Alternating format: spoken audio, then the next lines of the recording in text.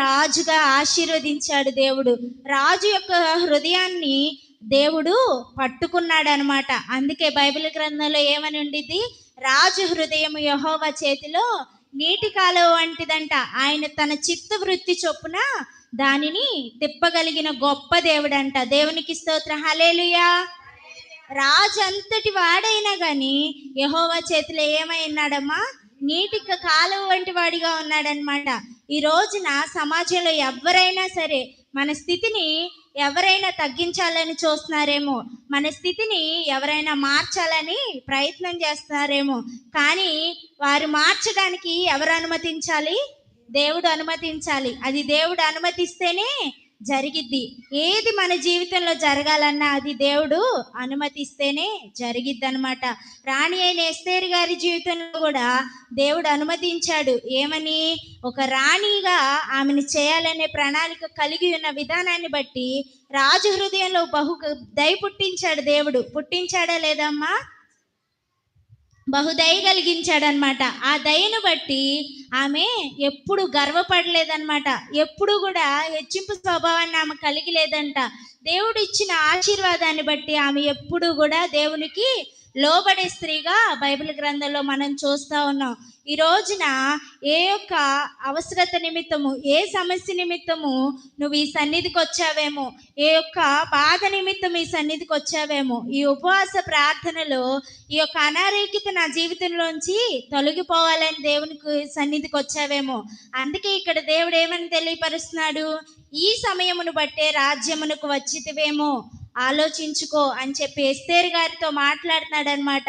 ఈ రాత్రికాల సమయంలో దేవుని బిడ్డలైన మనతో దేవుడు మాట్లాడుతున్న మాట ఏంటంటే, ఈ సమయాన్ని బట్టే నువ్వు ఒక ఆశీర్వాదాన్ని పొందుకోవాలనే ఈ రాత్రికాల సమయంలో దేవుని సన్నిధికి వచ్చావేమో, నీకున్న అనారోగ్యతని పోగొట్టుకోవడానికే దేవుని సన్నిధికి వచ్చావేమో, ఎవరికి తెలుసు? నువ్వు ఆలోచించుకో, నువ్వు ప్రార్థన చేయి. ఆ స్థితిని నువ్వు పొందుకోవాలంటే గొప్ప ప్రార్థన అనే ఒక గొప్ప ఆయుధాన్ని నీవు కలిగి ఉండాలని చెప్పి రాత్రికాల సమయంలో దేవుడు తెలియపరుస్తున్నాడు. నీకున్న ప్రణాళికని నువ్వు చేరుకోవాలంటే, దేవుడు కలిగి ఉన్న ప్రణాళికని నువ్వు చేరుకోవాలంటే మొదట ఏం కలిగి ఉండాలి?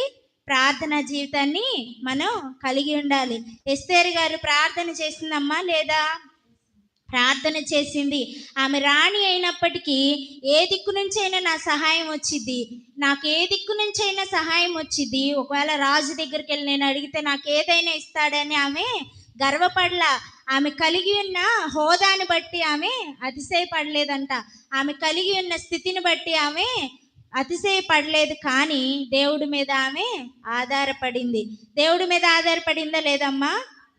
దేవుడి మీద ఆధారపడింది, మనుషుల మీద ఆధారపడలేదు. కానీ ఈ లోకపు రీతిగా చూసినట్లయితే చాలామంది వారి సమస్యలను బట్టి, వారి యొక్క ఇబ్బందులను బట్టి, వారి యొక్క పరిస్థితులను బట్టి మనుషుల మీద ఆధారపడే వాళ్ళని చాలామందిని మనం చూస్తూ ఉంటాం. చూస్తామా లేదమ్మా?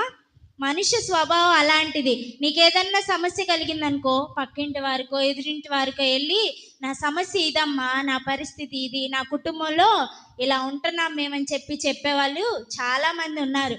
కానీ ఎస్తేరు రాణి గారు ఏం చేసిందమ్మా? తనకు కలిగి ఉన్న సమస్యను బట్టి ఏం చేసింది? ప్రార్థన చేసిందంట. ఏం చేసిందమ్మా? ప్రార్థన చేసింది. చాలా గొప్పగా ఒక ఏక మనసు కలిగి ప్రార్థన చేసిన ఒక తత్వాన్ని బైబిల్ గ్రంథంలో మనం చూస్తూ ఉంటాం. ఆమె ఒక్కతే ప్రార్థన చేయలేదు, కానీ అందరినీ కలుపుకొని ఏక మనసు కలిగి ఆమె ప్రార్థన చేసింది. మొర్దుకైతో చెప్పింది ఏమని? నువ్వు వెళ్ళి సమాజ మందిరంలోకి అందరినీ జత చేసి తీసుకొచ్చి, అందరినీ కూడింప చేసి, పిన్నలనేమి పెద్దలనేమి అందరినీ తీసుకొచ్చి నా నిమిత్తము 3 దినములు ఉపవాసం ఉండి ప్రార్థన చేయమని కోరింది.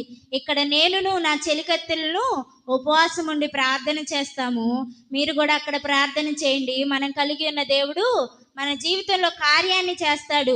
ఏ దుష్టుడైతే మనల్ని నశింపజేయాలని చూస్తున్నాడో, ఏ సమస్య అయితే మన జీవితంలో వచ్చిందో ఆ సమస్య నుంచి దేవుడు మనల్ని విడిపిస్తాడు. దేవునికి స్తోత్రం, హల్లెలూయా. ఈ రాత్రికాల సమయంలో ఈ వాక్యం ద్వారా దేవుడు మనకి తెలియపరుస్తున్నది ఏంటంటే, మనకు కలిగి ఉన్న సమస్యలను బట్టి ఏక మనస్సు కలిగి మనం ప్రార్థన చేయాలి. సంఘానికి వచ్చే నీవు, దేవుని సన్నిధికి వచ్చే